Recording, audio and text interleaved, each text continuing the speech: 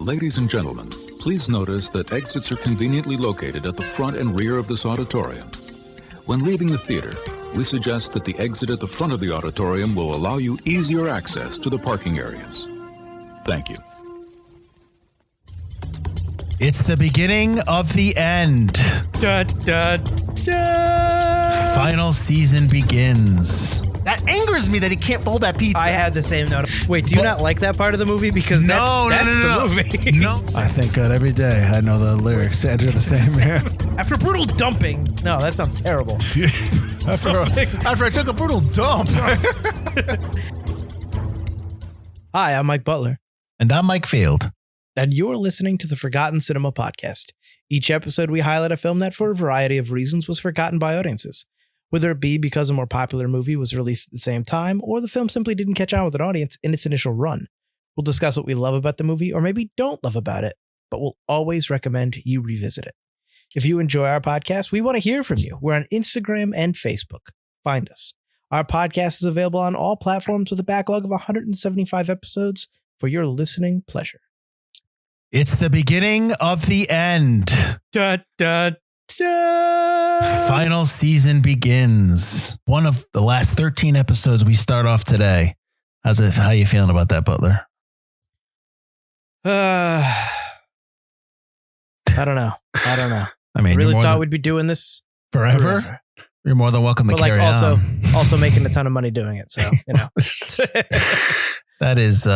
That's pie in the sky thinking, hey, you're more than willing to just carry on, and then I'll fade away, and then I'll pop back in every once in a while. I've done solo episodes of another podcast, and it's not fun. It isn't fun. Yeah. I mean, it would depend. It depends on the podcast. Like this is the type of podcast that needs the back and forth.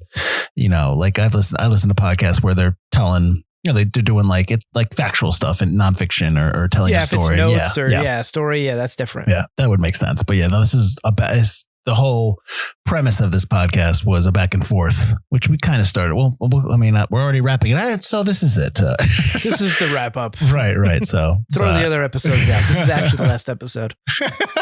Fooled you. We're ripping the Band-Aid off. All right, let's get to it. Today we are. Actually, I'm just going to tell the movie because I'm doing the synopsis. Today we are doing Living in Oblivion. Here we go. Independent filmmaker Nick Rave is making his first feature. Everything that can go wrong does. The rebellious catering crew refuses to replace spoiled milk. His actors are flaky and getting an unspoiled take is nearly impossible. Tension between lead actors Nicole and actor Chad, who have just slept together, contributes to the many problems on set. As money and time run out, Nick struggles to complete this film. This is a shitty synopsis, and I'm going to tell you why. Because you only have to say is this. If you want to know how to make what goes into making an independent film, here's Living in Oblivion. Like there's just no need for anything else because they're not even talking about half of these are dream sequences. Yeah, that's what everything was a dream sequence. Like, wait, what is this movie? Yeah, it's so stupid that synopsis is not good, terrible. I disagree with that synopsis. But anyways, moving on. Living in Oblivion has a runtime of 90 minutes. It's rated R. Production budget of $500,000. Came out on July 14th, 1995. Excuse me. Opening weekend, it did $47,000. Domestic and worldwide are the same, for it did not have an international release, and it made $1.1 million. So it doubled its budget. That's not bad. Production company was JDI Productions and Lemon Sky Productions, and it was distributed by Sony Pictures Classic. So it said it came out on the 14th of July. It went up against in a wide release, Under Siege 2, Dark Territory. I know you're a big fan of that. You don't remember that movie? Oh, that movie has that's the one with the submarine, right? No, that is Under Siege. Under Siege 2 is on the train and has that awesome. Oh no, I have seen the. It has that awesome moment and scene where Steven Seagal is running down the train as the train is crushing behind him, is getting destroyed, and like he's running, but he's running at such a pace that it's like clearly you are not in danger of anything. You're just kind of like. Arms are going. It's almost like he's like, I'm going to run like this really tight, and it's going to be casual. Like it's really bad, but it's awesome bad. Under Siege is a really good movie. Under Siege 2, I've seen the first Under Siege a few times. I've only seen Under Siege 2 once a long time ago. Yeah, Under Siege 2 is I'd say skip it, but actually I wouldn't because it's fun to make fun of. So bad, it's good. Yeah. You also had The Indian in the Cupboard and 9 Months. The 21st of July, the week after, you had a wide release of Free Willy 2, The Adventure Home. and Clueless, and the limited release of An Awfully Big Adventure and Kids. Have you ever seen Kids, Butler? Yes. Yeah, me too. That's all we need to say about that.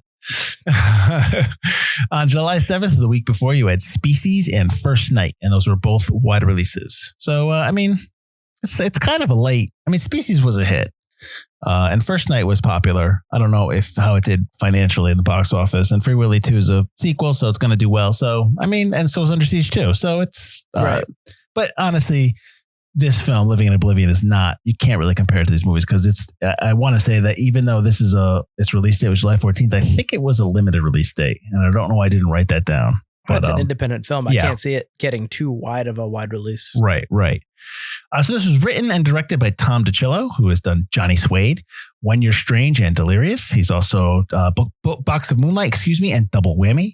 Cinematographer was Frank Prinzi, who has done most of the TV episodes for Law & Order Criminal Intent. He's also did the movie The Best Man and Sidewalks of New York. Composer was Jim Farmer, who's done Johnny Suede, The Real Blonde, and Double Whammy. Edited by Dana Congdon and Camilla Toniolo. Congdon has done The Basketball Diaries, Someone Like You, and Dom Hemingway. And Toniolo has done Buffy the Vampire Slayer, the movie, Infamous, and Game 6. Produced by Michael Griffiths and Marcus Vicidi. Griffiths has done Beyond Our Differences, and Vicidi has done Wicker Park, The Last Kiss, and 50 Shades of Grey, the series. He's produced all of those, or executive produced, I believe. That was a 50 Shades of Grey, the series? No. I'm saying the trilogy of movies. The 50 Shades of Grey 1, 2, and 3. Yeah. I don't even know what they're called. Aren't they called something like Darker Shade of Grey or something like that? Or, there is like a name for it, yeah. Whatever. I never watched them, and so I don't worry about them. Steve Buscemi plays Nick Reeve. Is it Reeve or Rev? I think it's Reeve. I think it's Reeve. Yeah, he's in Fargo, Reservoir Dogs, The Death of Stalin, and Wedding Singer, and he was in Miller's Crossing, which we just did. Catherine Keener is Nicole Springer. She has been nominated for 2 Oscars, one for Being John Malkovich and the other for Capote. She's also in The 40-Year-Old Virgin and Begin Again, which is a movie that we did many seasons ago. Mm-hmm. Dermot Mulroney as Wolf. He's in My Best Friend's Wedding, Young Guns, and The Family Stone. Danielle, he's also in D-Train. Briefly. You're right. The D-Train. Really quickly, though. His cameo is great. Of course it is. Danielle von Zernick as Wanda. She's in La Bamba. She actually plays Ricky's girlfriend. My Science Project and God's Lonely Man. And James LeGros as Chad Palomino, plays in Drugstore Cowboy. Scotland, PA, which is an episode we did, and The Myth of Fingerprints. Peter Dinklage as Tito, or Tito as, don't they call it Toto? As Toto, as they mistakenly call him several times. He's obviously in Game of Thrones, the TV show. He's also in the movie The Station Agent, Cyrano, and The Baxter, a movie that we did. Kevin Corrigan, his name is just Assistant Camera. He's in True Romance, The Departed, Walking and Talking. He's also in Scotland, PA. And then finally, Robert Whiteman as Gaffer. He's the guy that's trying to get them to do a script, I believe. Get Chad to read the scripts. Yeah, he's an American You're Gigolo. a Navy SEAL. He's an American Gigolo. Stepfather 3 in the TV show The Waltons. All right, not a big cast. This is Butler's first time seeing this film. I believe you said you never heard of it, right? Never even heard of it. No. Right. I'm going to tell you right off the bat, Butler. I love this movie. I love this movie so much that when I was watching it again, I was texting Adrian. I was just texting Adrian lines, and he was just texting lines back to me. That's how much we love this film. So it's okay if you don't like it, and I'm completely okay with it. But we're gonna have problems if you don't. But tell me your first thoughts. Well, I really liked it. I really dug, obviously I thought it was just going to be straight up making, an independent feature is incredibly hard and frustrating and a pain in the ass, all those kind of things and everything that goes wrong during it. Cause obviously everything goes wrong during every shoot and rehearsal and everything that you do. But I really dug that it was a dream sequence after a dream sequence. I was kind of disappointed when the last sequence wasn't a dream sequence. Mm-hmm. I was really hoping that it would just end with somebody waking up, whichever character it was, whoever's dream it was for that last one, waking up, getting ready for the shoot. I think I would have liked that, but I liked the way it was shot. I liked the way it looked. I really dug the stage kind of craft aspect to it. It was really a lot of acting going on, and it reminded me a lot of the Play Within a Play movie we did. Noises Off. Noises Off. But kind of the film version of that. So I really enjoyed that part of it. Well, did you see the note that this actually was a short film? to begin with. It was written. So the first part, the first dream sequence was actually a short film or a short. I don't want to say a short film, but it might have been a one-off, just like a one-act play kind of thing. It was for, and it was supposed to be for Catherine Keener. So DiCillo was doing this for her, and then he just decided he wanted to add more to it and add his other experience from. They say some of his experience, not from Johnny Suede, but from the second movie he did after Suede, which he had a lot of trouble getting together. I believe it was Box of Moonlight, I believe. Yes. So after filming Johnny Suede, DiCillo got a green light for Box of Moonlight, but I guess it was in many years of turmoil, obstacles, issues of pre-production wise that the short story that he wrote out of from his experience there was what basically became Living in Oblivion. So it has some roots there. I love that. I also love the fact that it was only shot in 16 days. Like it just feels like an independent film, and it kind of mines that territory. And it's a lot of stuff, you know what I mean? And it's a lot of stuff that I like. That craft table in the beginning with all the food just laid out, and it's just like super early in the morning. I'm like, I live that. And you're just like, yep, that's just, yep. That's what it is. Spoiled milk. Where's Wolf?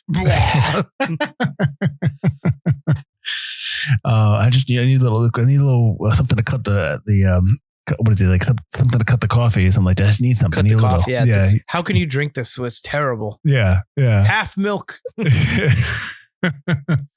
Now, the other thing that sometimes comes out of this film that a lot of people talk about is that the Chad Palomino character is everyone assumes that that's based on Brad Pitt and Johnny Suede, because the director, he did Johnny Suede with Brad Pitt.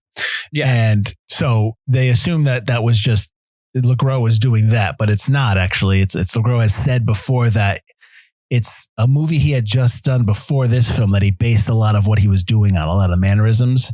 And I tried to go back and find the movie that he did before this, but I couldn't. But because I was curious, like who he was mimicking.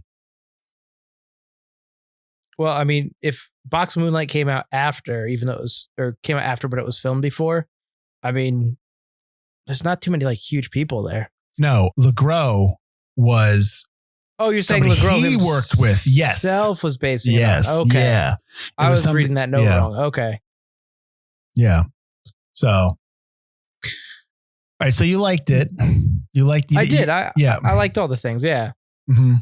I thought it was very interesting the way it was shot and the way it looked. I mean, I don't think the dream aspect part of it, I really don't look into it in terms of making sense too much. I mean, it kind of does. She falls asleep in the bedroom and she kind of thinks about all that other stuff that happens with Nick. I'm talking about Catherine Keener's character, Nicole. Mm-hmm. And then she wakes up and then she gets to the set, and the set is the third one is, the actual, I guess, scene, like what they're trying to do and kind of them in real life.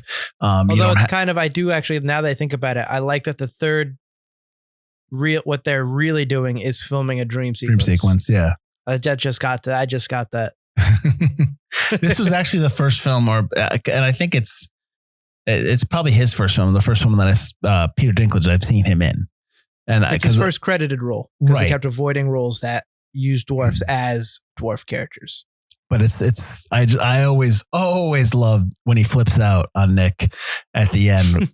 You ever had a dream about it with a dwarf in it? I've never even had a fucking dream with a dwarf in it. Yeah. He's like, look, there's a dwarf in it. It must be a dream sequence. And then he just walks off. I always love that when he flips out on Nick. It's just great. I love Steve Buscemi in this film. I really love everybody in this film. But the funnier lines, what I was laughing at the most was the stuff between Chad and Wolf, when he was just always like going back and forth with him during the second vignette. And he wants to wear the eye patch because Wolf was wearing the eye patch because he hurts his eye.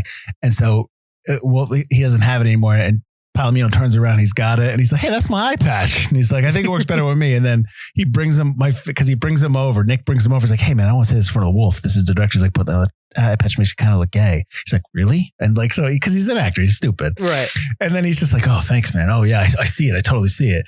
And when he's like, oh, come on, we'll feel shoot it. But I always laugh when he's like, Lobo. And he's like, ooh, he starts doing that because he keeps calling him different wolf names. It's so ridiculous. It's awesome. I don't know why that makes me laugh. Just his just Chad, just the way James Earl Jones plays Chad when he sleeps with Nicole and him sleep together the night before, and they're like, right. And she basically listens. This is a one-time deal. He tries to play it off. Oh, hey, all right, yeah, no, yeah. And he goes to set, and then when he sees Nicole, he's like, hey, how did you get here? Like, he can't even act in real life. Exactly. I can't even lie. I love all the things he's trying to do. Oh my God. Yeah. Go through that. Cause when he lays in the bed, he's hiding behind her and I'm just cracking up. The elbow. Yes. So first he misses his mark because he doesn't want to move in on his line. Mm-hmm. So they're supposed to dolly in on a certain line and he moves in before. Yep. So they lose him. And then he decides to sit on the couch and then or lie on the bed. And then they change it and they're like, all right, we'll do that. And she has to turn around. So you're only seeing the back of her head. And Nicole's realizing how ridiculous it is. And then he starts stroking. I love when he starts stroking her hair and he's just pulling at her hair. It's so obnoxious. I'm just like, oh my God. I have worked with actors that are that bad and they're like trying to find like, oh, can we try this? Oh, I really want to try this. It's just like, shut the no one wants to hear this. Well, and he starts off he says like, hey, how about I do this? And they're like, yeah. And then he totally does. And he disappears. Like when he's behind her and then all of a sudden they're like, and action. And he just disappears from the scene. He's delivering his lines off frame. And like, I look, cause I have been there when they call cut and the director, Nick, is like, hey man, hey Chad, what happened there? Like I've been there with that. Like they say, like, so what's going on there? What are we trying to do here? And she's like, I don't know, man. I'm just trying to shake it up. Okay. Yeah. All right. And you're trying to work with them. You're trying to figure out, okay, let's work it out. But they're just they have no idea what they want to do. And but I love the fact that he's basically the one part when he's hiding behind her shoulder doing the lines and she's like, yeah. And she's just like turning and he's not there. And she's just like, what's happening? And then the first time he just pops right in, sounds like champagne talking. It's so bad. What makes it even worse is the blocking in general. What they were supposed to do was really bad too. Because the kiss is so awkward. Even the first take they do where he's got to move her head with his hand. It's just like, And then obviously she flips out on him and just starts calling him an asshole. And I'll do the take. And so what's great about that is like, they're like, hey, let's just improv. He's like, yes, only way I know how to work. Only way I know how to work. He can't improv at all. And he can't do it. He's just sticking with the script. Sounds like champagne talking. And then she's like, no. You love me. It's just great. And then obviously that just the scene derails and has one of the best lines of the film. I even though I just said I had one of my favorite lines, that's one of the best. The only reason I took this part is because someone said you were tight with Quentin Tarantino. I love you, hostess Twinkie motherfucker. What did you just call me? I'm so tired of that Hollywood hostess Twinkie bullshit. I want real films. I want to do real films with real stories. I'm a serial killer when Winona Ryder falls in love with next. And he's an ex-convict murderer or something that's sleeping with Michelle Pfeiffer in the one he just did or something. Yeah. And I talked about the wolf stuff, but like my little favorite line in that part is when he turns around with the eye patch. Or no, when after the eye patch, Wolf gets the eye patch back and he goes, let's shoot this fucker. Let's shoot this motherfucker. And he's like, let's shoot this motherfucker, Wolfie. And he's like, kiss my ass. Yeah. And he's just it's so stupid. Oh, I love it. But let's go back to the first vignette because we kind of jumped into the second one with Chad. So the first one, it deals with Nicole and she's trying to do a scene with her mother. And you get the idea that, and this is Nick's dream, and Nicole is struggling because the scene kind of resonates with her because it has something to do with her mother. They kind of have a flashback when her mother's dying and she's there at the hospital a little bit. Yeah. The moment in that scene, like I can relate to completely, is that in the rehearsal, she's fantastic. So she's trying to do the scene, talking to her mom about, how her father abused her and how come her mother did it. And her mother's an older actress. And she's like, oh, I didn't know. And then they can't get it. Everything keeps the boom mic comes in. Oh, the boom mic in the frame. Was I in? You're the whole left of the frame. I asked for a frame line. with this giant clock necklace. Yeah. and then when the older actors couldn't remember the dialogue, and you had Kevin Corrigan as the kisses the camera's like, Ellen, I have no memory of this line whatsoever. So I love that too. But then obviously, she has something happen. So they're rehearsing, and the older woman caresses Nicole's hair, and it reminds her of her mother. And they do the scene in rehearsal, and just Nick is sitting under the camera, and he's just like, what? He's like looking around, like, what? Where? This is perfect. Why isn't anybody shooting this? It's great. Yep. Of the two dream sequences, which is there one you like in particular more than the other? The second one goes off the rails and is more funny, but the first one I feel like is more true to like the experiences I've had, just like as an actor or working with actors or seeing actors try to get into a character and like worry about not being good or worrying about finding, of all the actors I've worked with that have trouble a bunch of times and get the take is connecting a real experience to try to emote it. Mm-hmm. So I really enjoyed that she's trying to find it and then she finds it and it's like a snap and then she's able to do that scene and all the little things that go on, like the truck blaring its music out, like the rap music comes out. Because a sound, yeah. This is not a all closed that stuff set. Is like, yeah. All that stuff's like very realistic to me. Like that was a little less off the rails and a little bit more like what it's really like. Those small frustrations that really just nag at you until obviously Nick goes insane. I also like that beeping as part of his dream because I've had numerous dreams like that where my alarm goes off and it's part of my dream. And I love that he can't figure it out. He's like, where is this fucking beeping coming from? It's both dream sequences, like the second one with the explosion of the main actor, that's probably more that doesn't happen all the time, but it does happen in some regard a lot of times. But also that seems like a more like this happened one time, I'm going to write about it. You know what I mean? Like just kind of like, right. Like a memoir type thing. The first scene, the first dream sequence, like you said, is more pretty much what's standard on an indie set like that. Like, shots, you wonder why they take 6-7 takes to get something. It's not just because you can't find it in the take. It's because stuff happens. Boom, mic drops in. It's not like you say sound. It's not a closed set. Just, a bulb explodes, stuff like that. Like it's just.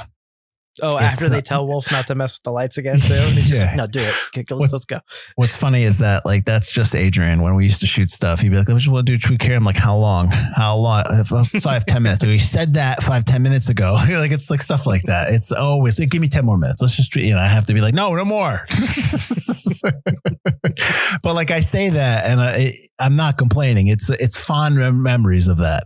I think that's part of it. That's the other part of this movie that I think why I like it so much is early 90s. I was doing stuff. These are one of the movies that I was watching when we were making movies. We were telling stories, and it was just, it's very like, I don't want to say that, I look at this film in rose colored glasses because I really think this is a really good movie. So it's not one of those movies that I'm going to make excuses for why I like it. I think anybody that is into filmmaking should watch this movie because it's basically what the expectation is, and it's perfect. And I love the fact that the director, he asked everyone to work for free. He didn't want to beg people for money to produce it.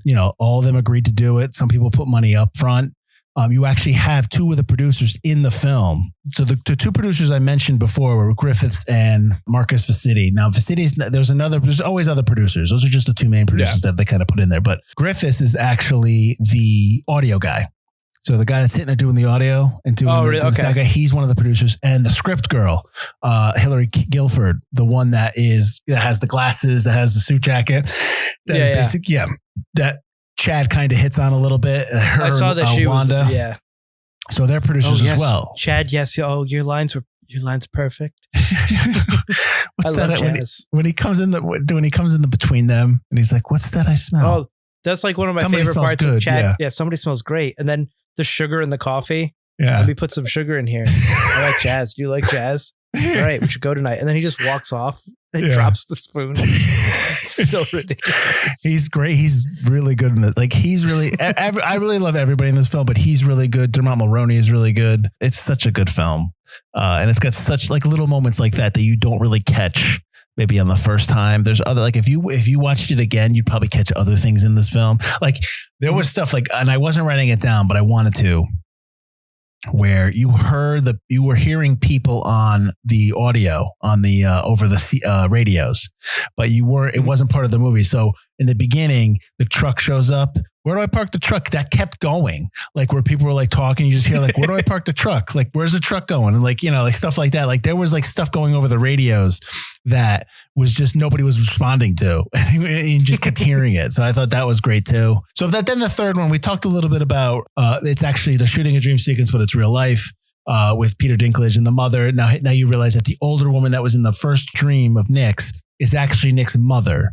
And then she shows up on set because she just shows up. Like they just, she was in front of Nick's house when the driver was there. Driver goes to pick up a notebook, finds the mom because the mom had escaped the assisted living home she was living in. Right. So then you meet her and she kind of is the one that saves the day with the holding of the apple and stuff like that.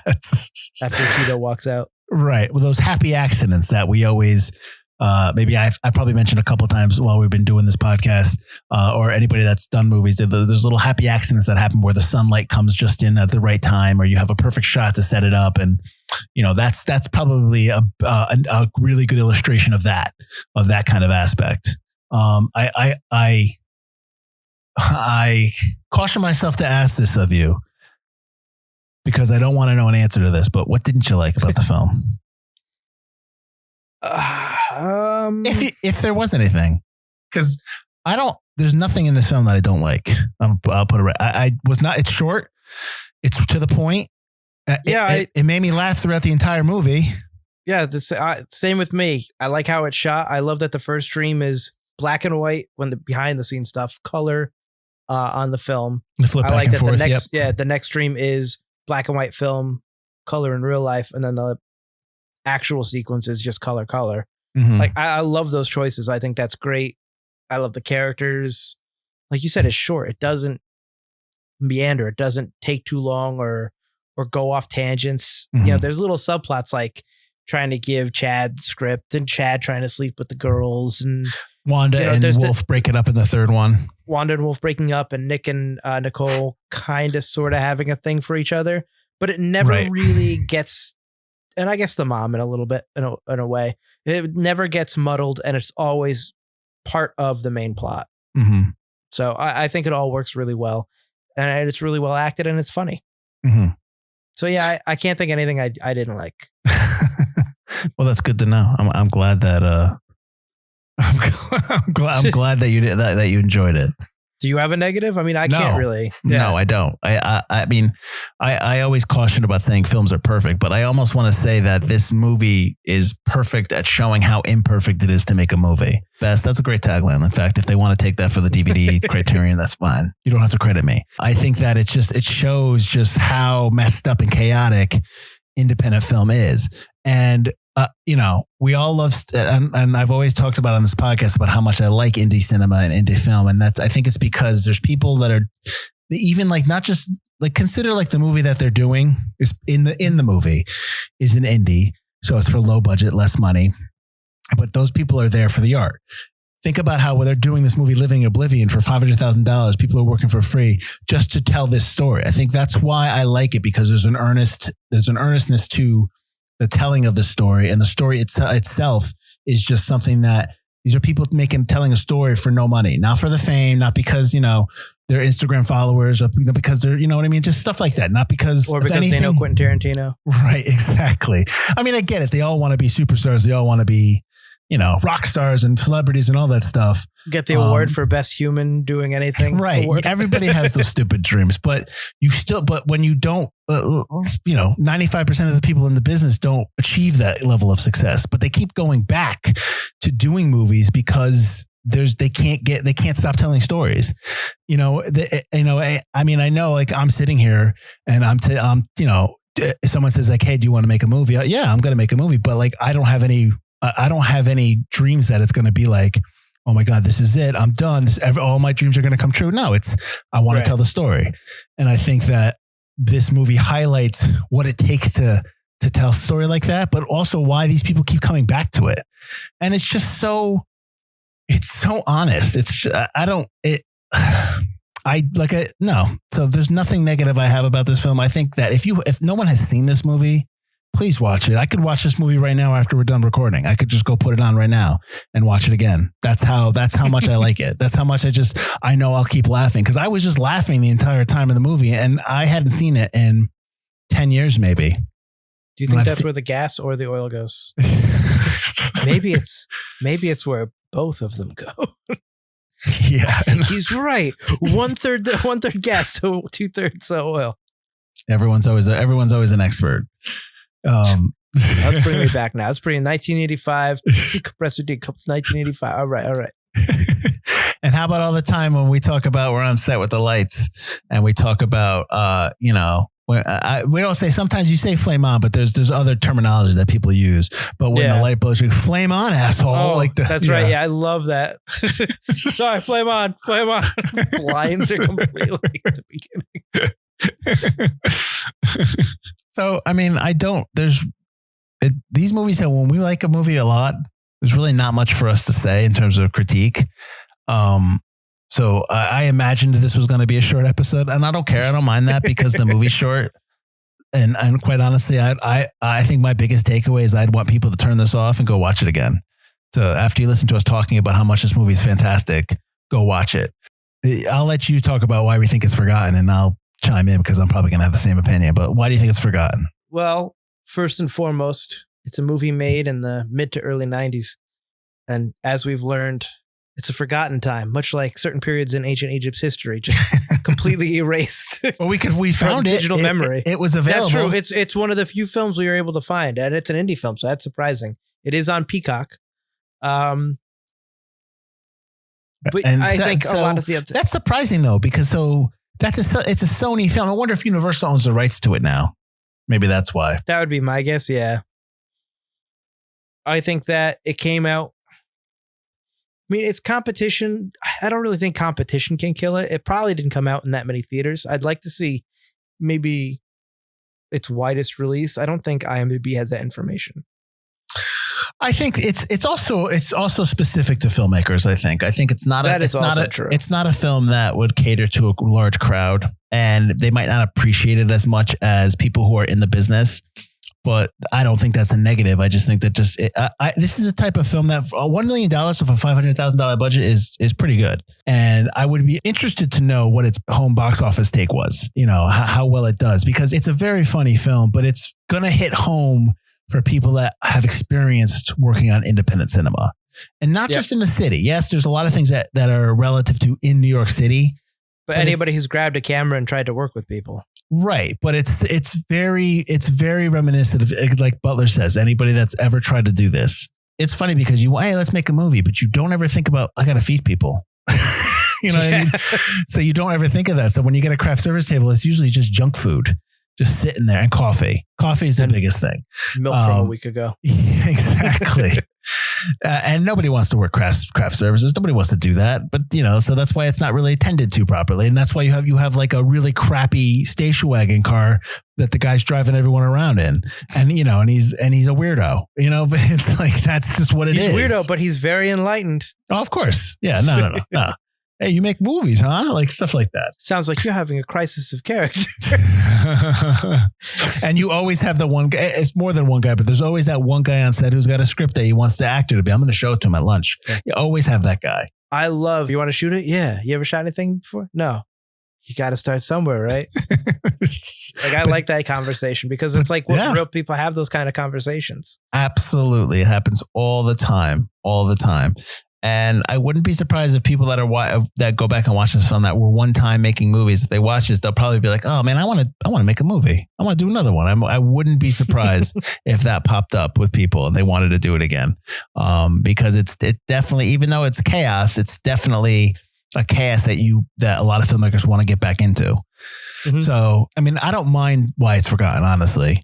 I think it appeals to a certain crowd, like we talked about. So I'm cool with it, not with still staying forgotten, except for people that are making films. And I think I would suggest this to people that wanted to watch something funny, but also knew about the world of independent cinema.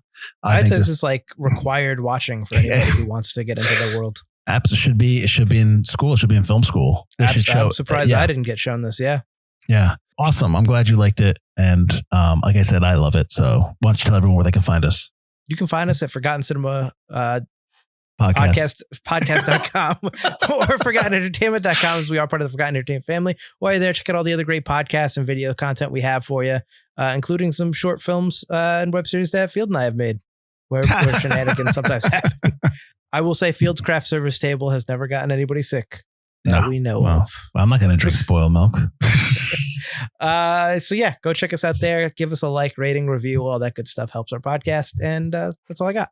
Fun fact is when we're shooting and I'm on set, I don't eat because I'm too focused on other things that I forget to eat. And then I'm like, oh man, I'm starving. So, you won't find me at craft service stealing any food on you. So if you work for me, there's plenty of food. I just never eat.